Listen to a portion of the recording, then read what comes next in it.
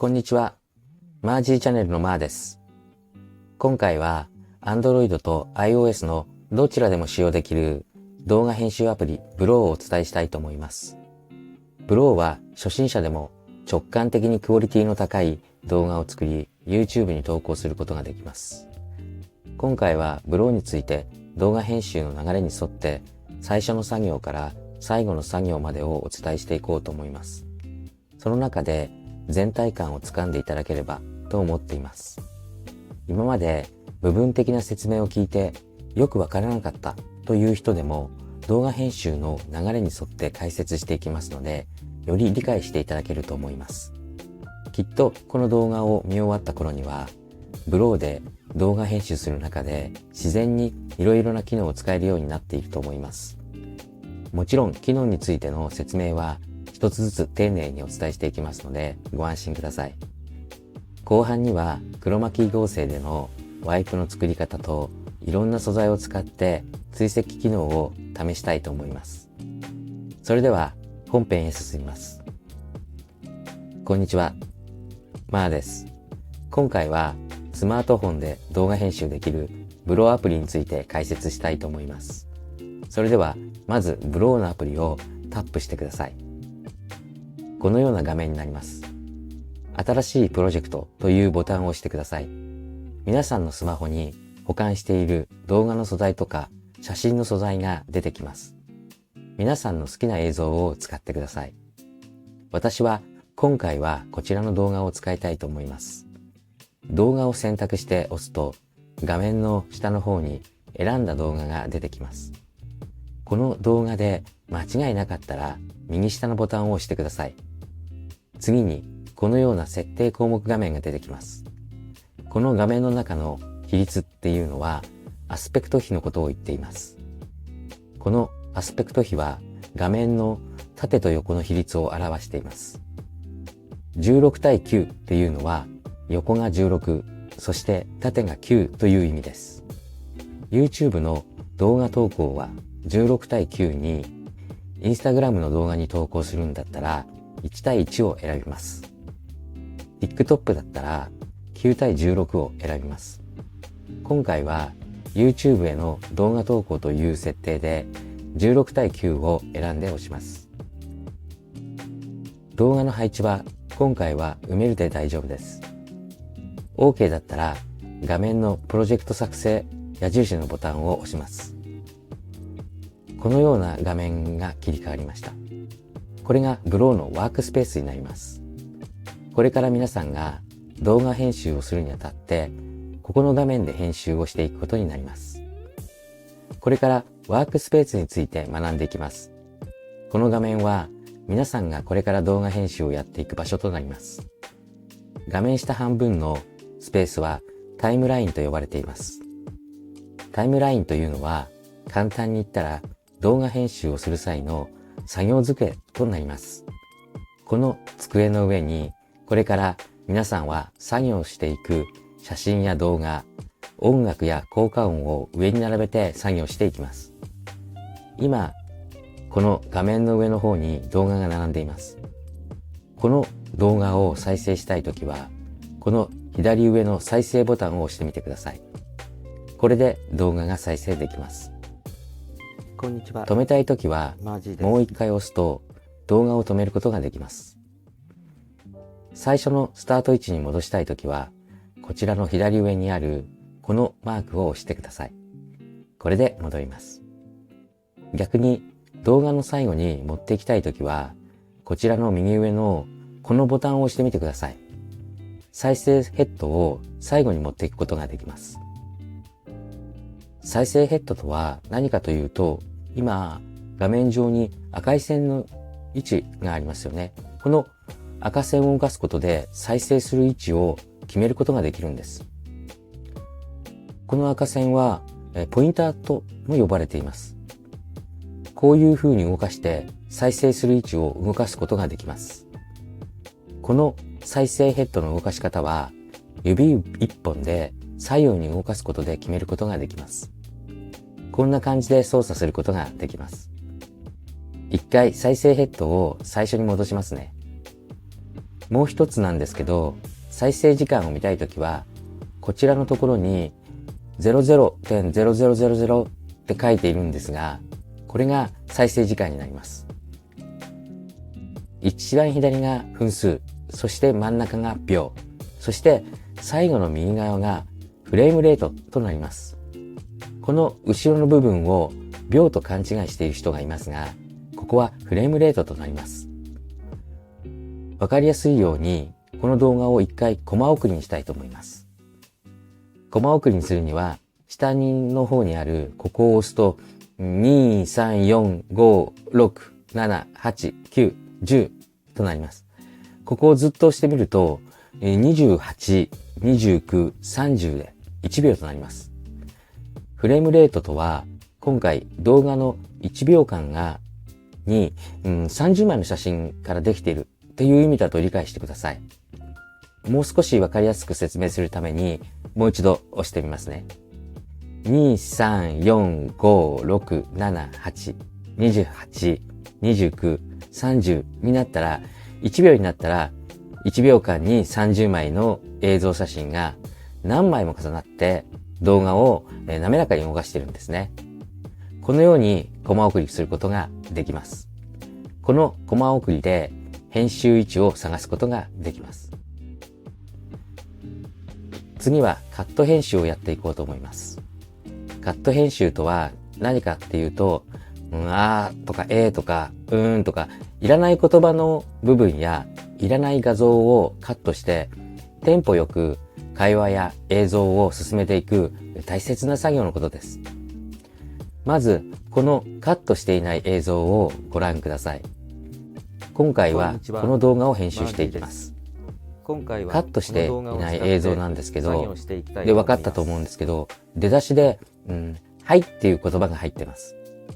後ろは必要ない映像が入っています。この2つは、必要ありません。そこで、カットして見やすい映像を作りたいと思います。では、このやり方をお伝えしていこうと思います。まず、再生ヘッドをカットしたい部分に指で動かします。はいと言っている後ろに動かしました。こんな感じです。それからカットしたい動画のクリップを長押しします。押したら白い選択になったと思います。下の方にいろいろ出ていますね。今回はこの分割というボタンを押してみてください。長いクリップが2つに分かれました。これで分割されました。次に分割された必要ない部分を選択します。このように必要ない部分を押してください。その次は左下に削除っていうのがあります。これを押してみてください。すると、はいという言葉をこの動画から削除することができました。一回再生します。わかりますか？出だしがスムーズに再生することができました。この動画を使って作業していきたいと思います。後ろ部分の映像をカットしたいと思います。この動画のカットした位置に再生ヘッドを移動させます。動画をクリックして分割を押していらない部分を選択してください。それから左下の削除ボタンを押してください。動画を編集する際に、間違えてカットしてしまったなと思うことがよくあるはずです。そんな時は前の工程に戻すことができます。この左の上にあるリターンマークを押すと一つ前の工程に戻すことができます。ここで言うと、削除する前に戻すことができます。もう一回押すと分割する前に戻すことができます。なので間違ってカットしてもこのように一つ前の工程に戻すことができるんで安心して作業を進めることができます。もう一つ機能を紹介します。この分割の隣にあるここからの機能です。さっき分割して削除しましたが結構手間だったりするんですね。そんな時こんな操作ができます。ここまでを押します。再生ヘッドから右側の次のカットのところまでは削除できます。こんな感じでカットすることができるんですね。これはとっても便利です。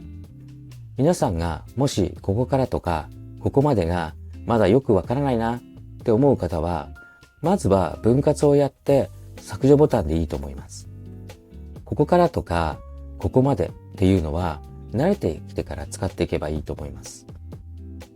最初の方は分割と削除だけで十分に作業できますので安心してください。次はサイズ変更について学んでいきたいと思います。この動画をクリックすると下の方にいろいろな項目が出てきます。一番左にあるサイズ変更を押してください。位置、サイズ、回転、反転、切り抜きという5つの項目が出てきます。ここから一つずつ解説していきますね。まずは位置について説明します。位置というボタンを押してください。X 軸と Y 軸というのがあります。これはどういう意味かというと、X 軸は横のライン調整をします。Y 軸というのは縦のライン調整をしてくれます。例えば、この X 軸のメーターを押して左右にスライドしてみます。そうすると映像を横に動かすことができます。こんな感じで、今度は Y 軸は左右スライドさせてみますね。縦のラインを動かすことができます。このように映像をちょっと動かしたいなっていう時は、この X 軸と Y 軸を動かすことで自分の好きな位置に動かすことができます。もし動かしてやっぱり位置が違うなと思うときは、この X と Y の表示下にリセットというボタンがあります。このボタンを押すと元の場所に戻すことができます。つまり作業した履歴をリセットして作業前に戻せるんですね。先ほどこの位置で X 軸と Y 軸を動かしてみましたが、映像をタッチしながら動かすことでも横へも縦へも動かすことができます。映像を押して直感的に動かしてもいいし、こんな感じですね。細かく設定、調整したい方は、このメーターから X 軸、Y 軸で数値を調整すれば思い通りの位置に仕上がります。皆さんのやりやすい方法で使ってみてください。次はサイズ変更について説明します。まず一つ、隣のサイズっていうボタンがあります。そこを押してください。すると、またメーターが出てきます。このメーターを左右に動かしてみてください。すると、こんな感じで映像を小さくすることができます。こんな感じで、逆にこのメーターを右の方に持っていきます。すると、映像をこのように大きくすることができます。やっぱり元の大きさに戻したいなっていう時は、このリセットボタンを押すと映像を元の大きさに戻すことができます。このメーターでサイズの変更もできるんですけど、指2本でサイズの調整もできます。どういう風にやるかっていうと、指2本で映像をタッチしながら狭めてみてください。こんな感じです。映像をつまむような感じですね。すると映像が小さくなっていきます。逆に大きくしたいときは指をこのように広げていくと大きくなります。やってみます。こんな感じでやると映像を大きくすることができます。ですから指で直感的にやっていただいてもいいですし、メーターで数字を見ながら綺麗に調整したいな、どちらを使ってもいいと思います。作業を進める中で使い分けてみてください。戻したいときは、このサイズの下にあるリセットボタンを押してリセットしてください。次は回転を説明していきます。回転。これはサイズの隣にある回転ボタンを押します。またメーターが出てきます。このように動かしてみるとわかりますが、映像を回転させることができるんです。左右にスライドさせるとこんな感じです。こちらもメーターで調整できます。また、指で回転させることもできるんですね。このくるっとしたマークを押します。こんな感じで回転させることができるんです。下のところにあるメーターで使ってもいいし、映像の右上のマークを押しながら回転させるのも作業の中で使いやすい方を使ってください。リセットボタンを押します。反転について説明します。回転の隣にある反転ボタンを押します。反転には上下反転と左右反転機能があります。まず上下反転をしてみます。このように上下反転しました。もう一度押すと元に戻ります。左右反転っていうのを押すと左右反転になります。もう一度ちょっと押すと元に戻ります。映像の見せ方を変えたりするのに、面白い機能だと思います。最後に、切り抜きについて説明します。映像を切り取ることはどういうことかっていうと、まず試してみますね。反転の隣の切り抜きボタンを押してください。すると、左へ右へ、上をクロップ、下をクロップって出てきます。実は、切り取りのことを言ってるんですね。試してみましょう。この上を、クロップっていうところの、プラスマークを押していきます。プラスマークを押していくと、こんな感じで映像の上部部分を切り取ることができるんです。このように数字を動かして上下を同じ数値にすると、シネマコープのように上下に黒いラインを表現できます。この、プロップを使って映像をちょっと、映画風にしたいなっていう時は、この上をクロック、下をクロック、これを使ってみてください。左へ右へっていうのも一緒です。左へっていうボタンを押してみますね。すると、こんな感じで左を切り取ることができます。ボタンを押すことで元に戻すことができます。また、映像の左側に必要のないものが映ってしまっている場合、この左の切り抜きで消すことができます。同じように、右側に必要のないものが映ってしまっている場合も、この右のところでいらない部分を切り取ることができます。先ほど上と下を切り抜いて映画のようにシネマチックにすることもできますとお伝えしましたが、これはレイアウト機能でもシネマティックにすることができます。どちらでも使いやすい方をお使いください。はい。次はレイアウトについて説明します。レイアウトっていうのはやった方がわかりやすいので、早速やってみますね。下の方にシネマチック1、シネマチック2とかいろいろ出てきます。その中でシネマチック2を押してみます。すると映画のように上下に黒の帯を出すことができます。で、先ほども説明しましたけども、実はレイアウトでもシネマチックにすることができるんですね。この、レフトっていうのを押すと右側が切り抜かれて左だけが映されます。ライトを押すと左だけが切り抜かれて右側だけを映すことができます。トップは上だけ、ボトムは下の方だけをレイアウトで切り抜くことができます。元に戻すときはオリジナルボタンを押せば戻ることができます。はい。次はバックグラウンドについて説明します。どういう風に使うかというと、先ほどのレイアウトでシネマチックに押してみますね。上下が黒になりました。バックグラウンドを押すと、その背景、いろんな色を選択できるようになります。切り抜かれた映像の後ろ部分に色をつけられるということです。ここでは白色を選ぶと黒いところに色をつけることができました。こんな感じで色を変えてちょっと可愛くすることができます。例えばパターンってあるんですけど、パターンだったらこんな風に可愛くすることができます。可愛いとか、おしゃれなものにしたいとき、このパターンを使って可愛くおしゃれにすることができます。一回完了します。はい。次は速度調整について説明します。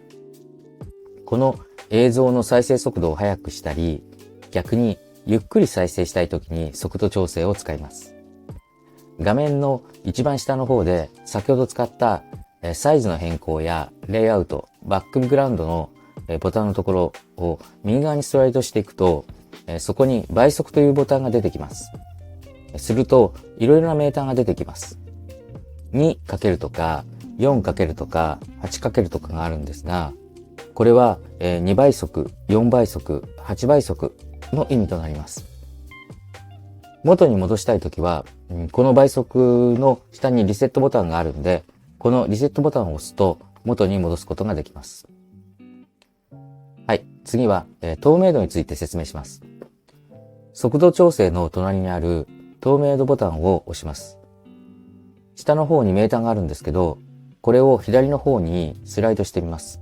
すると映像がこのように消えていくんです。編集作業に時々使う程度ですので、軽く覚えていただければいいかなと思います。完了ボタンを押します。次はブラー、ぼかしについて説明します。ブラーというのは周りをぼかすことを言うんですね。ブラーのボタンを押します。先ほどやった透明度のところの隣に、ブラーというボタンがありますので、このボタンを押してください。すると、またメーターが出てきます。今、0になってるんですけど、これを右側に、こんな感じで動かすと映像をぼかすことができるんですね。今 100% やってみますね。完璧にぼかすことができました。0% に近づくにつれて、だんだんと映像が、映ってきました。使い方としては、見せたくない部分や場所とかを隠すのに、このブラー機能を使うといいと思います。はい、それではちょっと0にして戻しますね。次は、逆再生について説明します。先ほど、ブラーというのをやったんですけど、右側にスライドすると逆方向っていうボタンが出てきます。この逆方向を押すと、一回見てみますね。このように映像を逆から再生することができるんです。これはスマホの性能によってちょっと逆方向にするのに時間がかかったりしますので気をつけてください。戻したいときはもう一回この逆方向のボタンを押すと元に戻すことができます。はい。次は複製について説明します。言葉通り映像のスペック、内容をそのまま同じようにコピーすることができるんです。どういうことかっていうと、今、私の映像のクリップがこう並んでるんですけども、このクリップを選択して複製ってボタンを押してみてください。わかりますか？映像がコピーされました。わかりやすいようにもう一度戻しますね。左上の矢印もマークで戻します。よく見てください。この複製ボタンを押すと、このタイムライン上に同じクリップがコピーされるんです。これはどういう時に使うかっていうと、例えば編集中に同じ素材を複数回使いたい場合や、使うタイミングでタイムラインに同じものを複製したいなという時に使います。編集する際には大活躍しますので、ぜひ覚えておいてください。複製した後に戻したいときは、この削除ボタンを押すと、このように削除することができます。はい。次は音響 BGM について説明します。まず完了ボタンを押して、準備として再生ヘッドを先頭に持っていきます。それから下の方にあるオーディオボタンを押します。すると、左側の横の方ですね、BGM とか音響の項目が出てきます。これからこの項目を一つずつ説明していきたいと思います。まず、BGM っていうことは何？これは映像にバックにつける音楽のことなんです。簡単に言うと、映像の中で話している声に対して、後から自分が映像に合うなっていう音楽を流すことができるんです。早速、どうやるかやってみましょう。一回、BGM を押します。すると、こんな感じでブローの中にカテゴリーごとに音楽が用意されています。これは、すべて無料です。右上のライセンスを開いてみます。内容はこんな感じで表示されています。アプリで作った動画での、ご利用は無料です。もちろん、これはで YouTube に投稿することは可能です。ただし、商業的目的の動画では利用できません。テレビやラジオのような放送メディアでは使用できませんというふうに書いてあります。早速音楽を選んでいこうと思います。こちらに、ブログっていうのがあります。このブログのカテゴリーの中、ブログにあった曲が一覧で、わかるように入っています。今回は一覧の中から一番上の、マイマザっていう曲を使います。一回押してみます。するとこんな感じで音楽が流れます。この音楽で大丈夫だなと思ったら右下のチェックマークを押します。すると、このように波形が出てきます。これで音楽がタイムラインに、挿入しましたということを表しています。タイムライン上で左側の BGM に合わせて見てみると、緑の帯ラインが追加されています。これが音楽が侵入されたっていう証なんですね。一回聞いてみます。こんな感じで音楽を侵入することができました。はい、次は音量調整について説明します。例えば映像に音楽をつけたけど、バックに流れている音量が大きくて人の声が聞きづらいなっていうことがあります。音楽の音量を下げたいな。こんな時音量調整をします。まず音楽のクリップを選択します。そしたら、音声っていうのが 100% って書かれています。ここで、音量調整をします。一回押します。するとまたメーターが出てきます。ここを、今まで行った感じでこのメーターを左右にすると音量の調節がすることができます。スマホのアプリだと音量調節は自分の耳と感覚で行うようになります。音量が 100% だったんで、今回は、BGM の音量を 50% 以下に下げてみます。50% にしたら完了ボタンを押します。一回聞いてみます。こんな感じで聞きやすくなります。この左のスピーカーのマークは何かっていうと、音を全く出さないようにすることができるんです。一回やってみます。映像の音の部分をミュートにすることができるんです。映像を押すと白枠で囲っている先頭の下の方にスピーカー、ここのマークに×マークがつきます。これがミュートとなった意味になります。解除したいときはもう一回押すとミュートを解除することができます。次は音楽のフェードイン、フェードアウトについて説明します。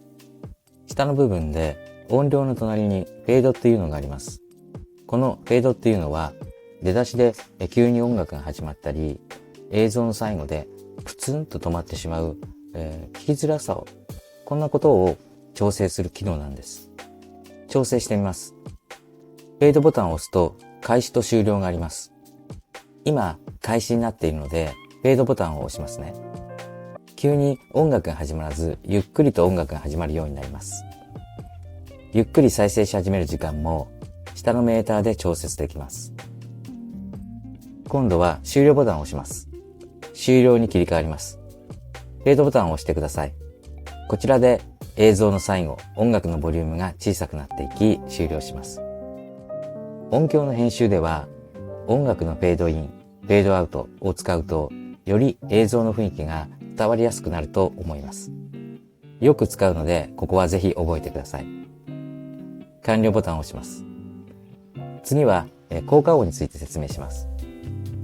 効果音というのは映像の中でここは音で強調したいなという時に使います。効果音も BGM 同様にアプリで無料で搭載されています。まずこの効果音を押しますね。こんな感じでいろいろあります。このようにカテゴリーごとに、いろんな種類の、効果音があります。一番下の効果ってありますね。ここを押します。効果音の種類がたくさん出てきました。いろいろ聞いてみましょう。これを使えば映像を面白くすることや遊び心を入れられることができます。この効果音を使おうと決まったら右下のチェックマークを押します。するとこんな感じで効果音を追加することができます。前回やったんですけど、音がちょっと大きいなって時はこの音量ボタンで調節してあげてください。今は 100% になってるんですけど 50% まで音を落としたいと思います。50% で完了ボタンを押します。完了すると、効果音のタイムラインに、帯色がつきました。一回聞いてみます。効果音の音が流れました。この効果音を移動させたいなという時はこの効果音のクリップを押して波状を出します。赤い再生ヘッドを移したい場所まで移動してここの下のところにあるここへ移動というボタンを押します。さっきの効果音が再生ヘッドのところに移動するんですね。最初のところにあったのに後半の方に効果音を動かすことができました。一回再生します。それからやっぱり使うのをやめて戻したいなっていう時は今使用している効果音のボタンを押して白枠にしてから左下のところにある削除ボタンを押してください。削除は簡単にできますので、映像に合わせていろいろ試してみると面白いと思います。はい、次は、ナレーションについて説明します。ナレーションとは、映像に対して後から声を入れるアフレコのことを言います。左側で先ほど紹介した BGM と効果音の下に音声の録音というボタンがあります。ここから録音して映像に取り組むことができます。試してみましょう。まず、再生ヘッドを吹き込みたい場所に持っていきます。音声録音ボタンを押しますね。次に音声録音の開始ボタンを押します。すると、丸いボタンが出てきます。ここを1回押します。すると、カウントが始まります。カウント終了後に録音が始まります。止めたいときは停止ボタンを押します。今、私の声が、録音されました。私の声が、こんな感じで入りました。こんにちは。はい、録音が始まりました。もう一回撮り直したいときは真ん中の停止ボタンで、やっぱりいらないなっていうときは右のゴミバケツを押すと削除することができます。OK だと思ったら右下のチェックマークを押して完了ボタンを押してください。指定した場所に先ほど録音した音声が入ったか、聞いてみましょう。こんにちは。はい、録音が始オまりました。リジナルの動画の声がうるさくて音声が聞こえにくいときは動画をクリックして、下にあるミュートを押して完了すると、一時的に動画の素材の音声をミュートにすることができます。一回再生してみます。録音が始まりました。ナレーションの声だけを聞くこともできます。戻します。アフレコした音声も削除したいときは、取り入れた音声を押して削除ボタンを押すとこのように消すことができます。はい、次はモーションステッカーについて説明します。モーションステッカーっていうのはスタンプみたいにアニメーションを映像につけることができます。これは結構可愛いんで、ぜひ使ってみてください。まず下の方にステッカーっていうのがあります。これを押します。左側の方にモーションステッカーっていうのがあります。これを押します。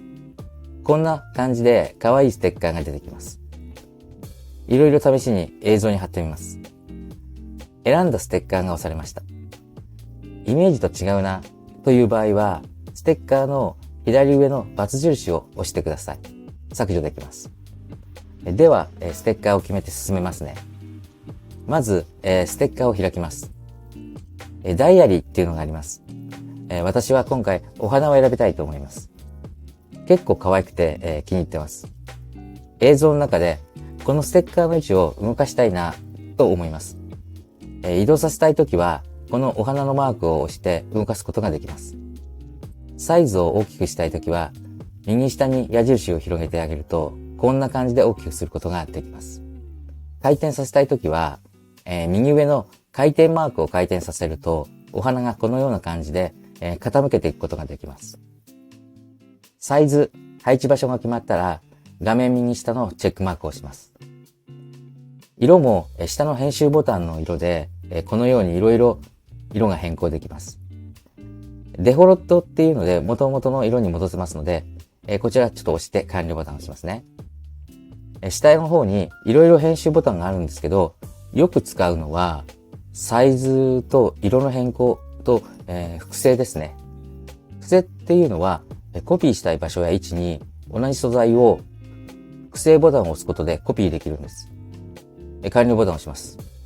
すると、このように、このモーションステッカーのところに緑のクリップがまた出てきてますね。帯の先頭の下にどんなステッカーかっていうのが内容が表示されています。次はフレームについて説明します。フレームっていうのは外の枠にフレームをつけることなんですね。どういうことかっていうと、モーションステッカーの下にあるフレームのボタンを押します。たくさんのフレームがあります。私はいろいろ試してみて、可愛いののグループにあるこちらを使いたいと思います。黄色と白の組み合わせが結構好きなんですね。こんな感じで枠組みがついたら位置を調整してみてください。やっぱり何か違うなっていう時はこの下の×マークを押すと解除することができます。今度はテンプレートについて説明します。テンプレートっていうのはこの画面の中に水玉を出したいなという時に使います。一回やってみます。テンプレートを押すと数多くのテーマが出てきます。今回はキラキラの中にある水玉を使います。選んだらこんな感じで水玉が出てきます。これで決まりなら右下のチェックマークをつけて完了をします。再生してみます。水玉がこんな感じで飛ばすことができるんです。映像が可愛くおしゃれになりますよね。次はテキスト入力について説明します。画面下の方にテキストっていうのがあります。これを押します。すると左側にテキスト、ラベル、字幕っていうのが表示されます。まず再生ヘッドを映像の最初まで戻しますね。それから、テキストを押します。するといろんなテキストのフォントや形が出てきます。今回わかりやすいようにこのテキストを使いたいと思います。バックが白なので見やすいと思います。決定すると映像を見てもらったらわかりますが、下の方にテキストを入力する窓が出てきます。こちらを、見やすい位置に移動させます。移動させたいときは指で押しながら上の方に持っていきます。まだ、窓が小さいので指で広げて大きくして見やすくします。下の方にある編集というボタンを押すと入力ができます。早速、私の名前を入力したいと思います。次に、フォントを変えてみましょう。フォントをクリックすると左下画面にこんな感じでフォントの種類が出てきます。たくさんのフォントがありますのでいろいろ試してみてください。文字を太くしたり、可愛くしたり、丸くしたりすることもできます。フォントは後で外部からダウンロードして追加することもできます。文字の色を変えたいときは文字色を押します。色パネルから好きな色に変更ができます。試してみましょう。今回は、黒にしておきます。次は、枠線についてです。枠線というのは文字の外側部分に色をつけることができるんです。例えば青色にしますね。これだけなら何も変わったように見えません。そこで、下に出てきた厚さのメモリーを右側にスライドして厚くすると、文字の外側のところに青く装飾されたのが、わかると思います。これが枠線になるわけです。一度完了ボタンを押します。また、文字の一部分だけ色を変えることもできます。例えば、色を変えたい文字、この上のところに、マジのところチェックマークをつけ、文字色を押して青色を選ぶと、選択した文字だけの色が青に変わります。同じくこの方法で一部の文字サイズも変更することができます。テキスト文字を強調するので、この両方の変更機能はとても有効です。はい。次はバックグラウンドについて説明します。バックグラウンドで何をするかっていうと、文字の背景が、今白になってますね。この色を変えたり編集することができるんです。いろいろ色を変更してみます。どうでしょう。文字のバックの色を変えることが、雰囲気が変わりますよね、結構。ここに、プラスマークがあります。ここを押すと色のパレットが出てきます。ここでも、色を変えることができます。透明度のメーターで色を薄く、透明色につけることもできます。下の方に編集機能でパレット、ピッカー、スライダーっていうのがあるんですけど、おすすめは、ピッカーで色を変えてあげると結構いいと思いますね。今回、白色に戻します。次は、シャドウについて説明します。シャドウでは、文字に影をつけることができます。下の方に角度っていうのがあります。チェックマークをつけると、ちょっとクモの巣のようなスコアーズが出てきます。このスコアーズの中にある影位置を動かすことで、影の長さや光の当たり方を変えることができます。影の方向を変えるのは簡単に言うと、文字にライトを当てて影の方向を変えてあげるって思っていただければわかりやすいと思います。角度の隣にある、曇り程度でメモリを創設することで影を薄くすることができます。数字を大きくすると影はぼやけてきます。ちょっとおしゃれな感じになります。皆さんの、お好きな設定にちょっとしてみてください。最後に、この、影の色なんですけども、いろんな色に変更することができます。いろんな色を試して、よりおしゃれな雰囲気にしてみてください。単に、文字を太文字、斜めにする、または強調、文字と文字の間の間隔の変更、文字の開始位置の設定もここでできます。完了ボタンを押します。次は、キーフレームについて説明します。キーフレームっていうのは、例えば映像の中で文字を動かしたり、映像をこんな感じで動かしたりすることができます。編集するとき、いろいろ応用して使うと映像の幅が広がりますので、ぜひマスターしてください。この先、似た機能で、追跡機能についても説明していきますので、お楽しみにしてください。今回は、こちらの名前のテキストを使います。このテキストを下から上に動かすようなアニメーションをキーフレームを使ってやりたいと思います。早速やっていきますね。まず、完了ボタンを押します。再生ヘッドは今回キーフレームを打つ開始の場所に移動させます。キーフレームとは簡単に言うと映像の中で動かしたい素材の開始の位置と終了の位置にマークし記録をしてキーフレームという機能でその開始の部分から終了の部分までを動かすことなんですね。まず左側の真ん中あたりにある部分設定というボタンを使うことを覚えてください。映像のこの部分だけ編集するという機能を使うためです。テキスト素材の緑の帯を押します。それから部分設定を押します。テキスト素材の帯の中に四角のマークがついたと思うんですね。これを開始位置にキーフレームが打たれましたということになります。ここでテキスト素材を画面下見えなくなるまで下げてちょっと一回隠しますね。そして完了します。これでテキスト素材の開始位置が記録されました。次に終了位置まで再生フレームを動かし、テキストを画面中央くらいまで動かします。完了ボタンを押します。すると終了部分にさっきの四角、ダイヤマークが打たれました。これでテキスト素材のキーフレームが打たれました。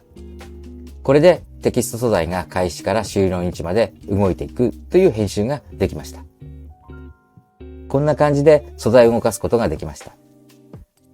画像素材もこんな感じで動かすことができます。プロモーションステッカーのお花の素材を使います。モーションステッカーのこれですね。お花を左側から右側に持っていくアクションをつけたいと思います。こちらも同じく最初、再生ヘッドを開始位置に合わせます。それから、部分設定をします。開始位置のキーフレームが打たれました。次に、終了位置まで再生ヘッドを持っていき、お花の素材をクリックしながら、右側の好きな位置まで動かしてみます。そして完了します。これで終了位置とお花の移動場所が記録されました。こんな感じで動かすことができます。このように応用ができますので、ぜひキーフレームを使っていろんな映像を作ってみてください。次はラベルについて説明します。ラベルのボタンを押してください。ブローの中にはラベル素材でテキストを入れられるようなアニメーションが最初からいくつも入っているんです。いろいろ選んで貼り付けてみましょう。クリックするとラベルの中に好きな文字も入れられます。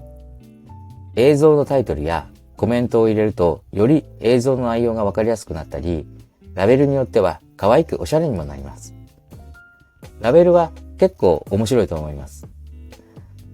削除っていうのがあります。これを押すと消すことができます。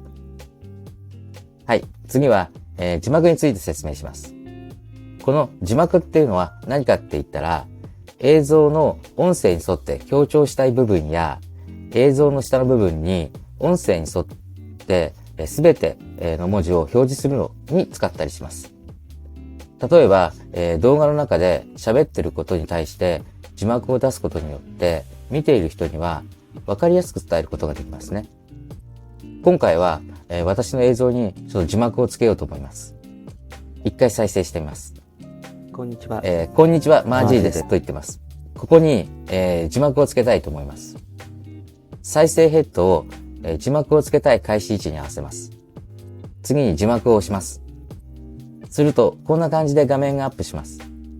今回は、ベーシックの中でこちらを選びますね。文字入力の窓に、こんにちは、マージーですと入力します。チェックマークをします。一回再生してみます。映像に沿って字幕をつけることができました。この字幕の文字が小さいと思うときは、サイズの変更を押してください。サイズ変更を押して、このように大きくしてあげてもいいです。位置の変更もできます。こんな感じで字幕が入りました。字幕をつけるときはテキスト機能を使ってもいいと思います。使いやすい方を使ってください。私はいろいろ応用できるテキスト機能の方を使っています。字幕はなくてもいいんですけど、あった方が見ている人に分かりやすく伝わるかなと思います。次はトランジッションについて説明します。トランジッションというのは A と B の内容が違う映像の画面を切り替えるときに使うエフェクトのことを言います。簡単に言うと映像と映像のつなぎ目に使う切り替え画面のことです。これは実際にやった方が分かりやすいと思うので試してみましょう。まずトランジッションをするには映像を2つ並べる必要があります。今は映像が1つしかないのでもう1つ映像を加えようと思います。映像を追加するにはこちらのプラスマークありますね。このプラスマークを押してみてください。するとアルバムに保存されている画像が出てきます。今回私はこちらの動画を選びます。右上のボタンを押します。すると2つの動画がつながって表示されます。つなぎ目にこのようなマークがあります。このマークを押してみてください。そしたら今はなしになっているんですけど、リゾルブとかスライドとかトランジッション機能が出てきます。リゾルブを選んでみます。さっきのマークが変わります。こういう風になります。リゾルブっていうのは前の映像がゆっくり消えて次の映像に変わるモーションです。こんな感じになります。今度は、左のスライドを押してみますね。こんな感じで映像がスライドのように感じで切り替わります。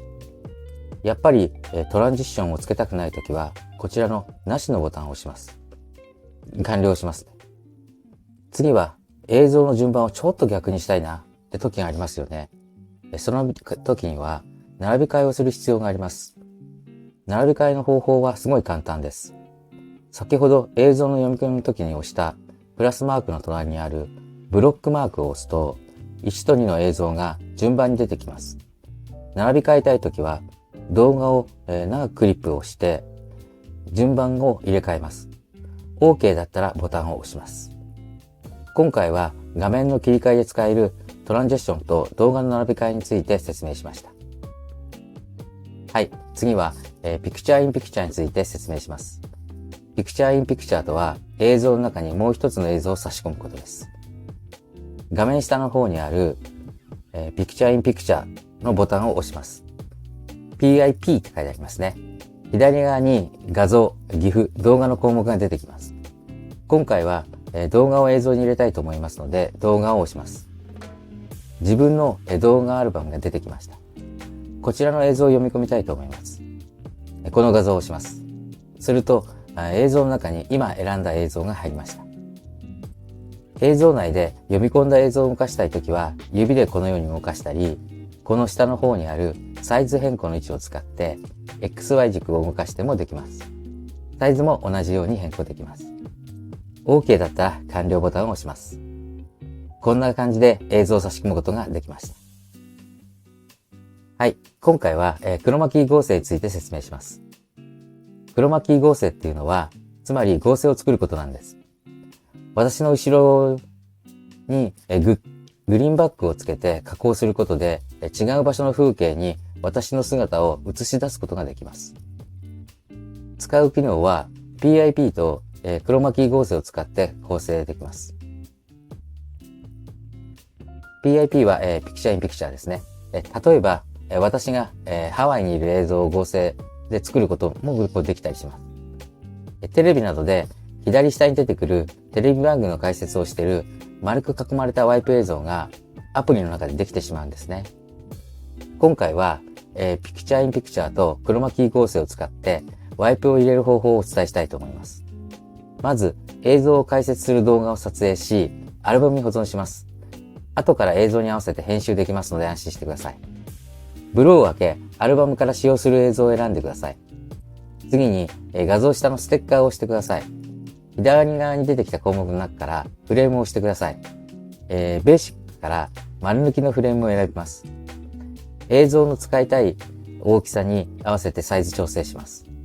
次に下にある色を押してフレームの色をグリーンに変更します。これでバックの色がグリーンに変わりました。ここで一度書き出ししてアルバムに保存します。再度ブローを開けてベースになる動画を読み込ませます。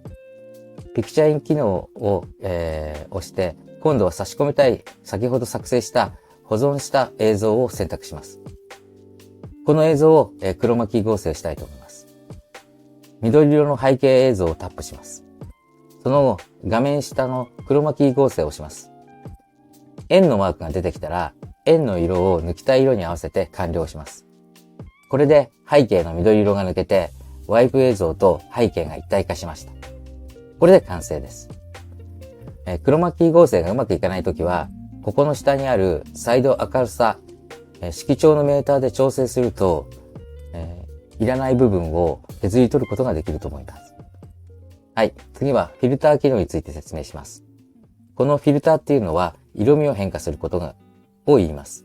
一回やってみましょう。右下に、フィルターっていうのがあります。これを押して左側にあるフィルターを押します。このようにフィルターの種類が出てきます。ではこちらのピュアを押してみましょう。1番から押していくと色味が変化していくのがわかります。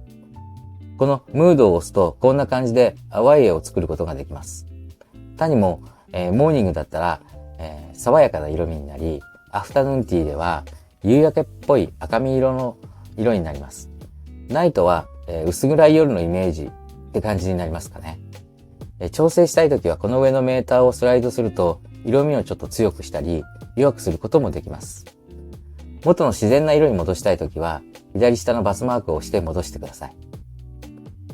はい、次は補正について説明します。こちらの機能はフィルター機能の中にあります。この補正っていうのはどういうことかっていうと、明るさの調整や色の調整をしてくれる機能です。フィルターを押して画面左下の補正を押してください。まず明るさのボタンを押しながらスライドさせていくと画面がどんどん明るくなってきます。戻したいときはリセットボタンを押してください。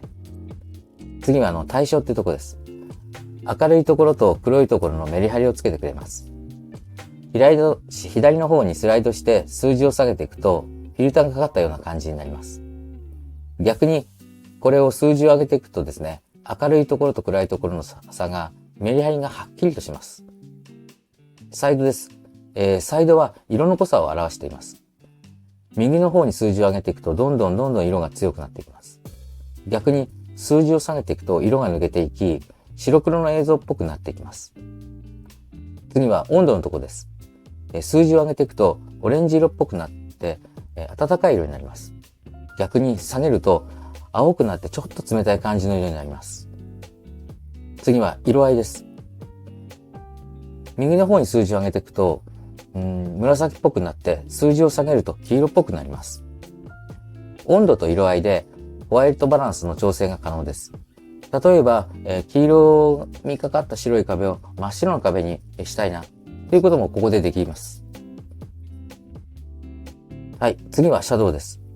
暗いところをより明るくするか、暗くするかというのを選ぶことができます。次はハイライトです。明るいところをより明るくするか暗くするかです。次は、鮮明度ですね。映像をより鮮明にシャキッとさせるかができます。皆さんが映像が少し暗いなと思うときは補正で明るさやいろいろな調整機能を使えばより綺麗な映像を作ることができると思います。はい、次はモザイクです。こんな感じでモザイクをかけることができます。例えば映したくないものにモザイクをかけること、これができます。下のモザイクボタンを押します。簡単にこのようにモザイクをかけることができるんです。位置を調整したいときは対象物に指を持っていき、指で大きさも調整できます。右下のボタンを押してサイズを調整することができます。モザイクの種類も変えることができるんです。下のところにモザイクがありますね。これを押すと、ブランド、ピクセルっていうものを選択できます。右側にあるスクエア、サークルはモザイクの形を変えられます。スクエアは四角になります。サークルは丸い感じになりますね。こちらも、強度でモザイクの濃さを決めることができます。例えば、左の方に持っていくとモザイクを弱くすることができます。右の方に数値を上げていくと全く見えなくなってしまいます。また、新機能の追加を使うと対象物の動きに合わせてモザイクを追っていくことができるんです。それでは最後にその追跡機能について説明したいと思います。まず、あらかじめ対象物の動く動画を作っておきました。通常は撮影したい動画内に映っている人物の顔とか、車のナンバープレートなどをモザイクして追跡するっていうことをよく使いますが、今回は遊びで動画で何かしら動くものに対してステッカーなどを追跡させたいと思います。まず、ステッカーから風船を選びます。こちらをタップして画面下の追跡機能を押します。すると追跡マークが出てきますので、追跡したい対象の鼻の中心に合わせます。ポイントとして、追跡マークが対象物と同じ大きさにすると意外と失敗しません。それから、対象範囲決めます。こんな感じで、風船がお花を追跡するようになります。追加で、テキストに文字を入力して、こちらもお花に追跡させたいと思います。同じようにテキストをタップして画面下にある追跡機能を押してください。追跡マークをお花の中心に合わせて範囲指定をしてください。こんな感じでお花の上にテキストと風船が乗って移動します。はい。補足でこんな対象物も追尾できます。今まで同じことをキーフレームでできていたんですけど、キーフレームでしようとすると細かくキーフレームを打っていかないと物体とか素材とかテキストを動かせなかったんです。この追跡機能を使うと自動的に文字とかステッカーを動かしてくれるので、とても素晴らしい機能だと思います。最後の作業です。書き出しについて説明します。書き出しは今編集しているデータがあります。これを YouTube にアップしたりすることは今の段階ではできないんです。一回書き出しをしてアルバムを保存して初めてその動画から YouTube にアップすることができるんです。書き出しはとても簡単です。一番右上の方にあるこのマークを押してください。するとこの画面になります。まずフォーマットは動画になっていることを確認してください。それから解像度のボタンを押してください。こんな感じで出てきます。解像度っていうのは簡単に言ったら画面の綺麗さのことを言ってるんです。今は 4K 動画で 3840×2160 ピクセルが一番綺麗なんですが、書き出しデータ量が結構大きくなって処理が大変なんです。普通はこの高画質のフルハイビジョン、つまり 1920×1080 で大丈夫です。次はフレームレートです。このフレームレートをタップしてください。すると、下の方から28から60まで出てきます。このフレームとは何かと言ったら、1秒間にどれだけ静止画が含まれているかです。動画というのは何枚も写真が重なって動画になってるんですもんね。YouTube だったら、30フレームで問題ないと思います。これで設定が終わったら、こちらのボタンの抽出を押してください。この画面、カメラロールに動画が保存しましたとなります。iPhone の方はカメラロールに保存されるんですけど、Android の方はギャラリーっていうところに保存されると思います。私の場合は iPhone の写真アプリで開きます。すると、こんな感じで書き出しが終わって保存されています。今回は一回再生してみます。14にこのように完成した動画がここに保存されました。これで YouTube にアップすることができるようになりました。これが書き出しの方法です。皆さん最後までお付き合いいただきありがとうございました。この動画が気に入っていただけたなら YouTube のチャンネル登録をよろしくお願いします。そして皆さんがこの動画を見て編集の楽しさを知っていただき素敵な映像を作る手助けになったら幸いです。